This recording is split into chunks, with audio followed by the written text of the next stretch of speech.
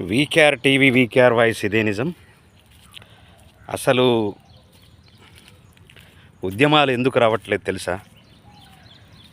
కేవలము స్వార్థం అన్నమాట. స్వార్థం అంటే వాస్తవానికి నాకు ఏదన్నా వస్తుందేమో, మళ్ళీ మిస్ అవుతుందేమో, ఈరోజు వస్తుందేమో, రేపు వస్తుందేమో అనేటటువంటి చిన్నపాటి స్వార్థం. నిజంగా ఆ స్వార్థం అనేది ఇలా ఉద్యమాలు చేయనియట్లేదు. చిన్నపాటి స్వార్థమే ఉద్యమాలకు దూరం చేస్తూ ఉంది.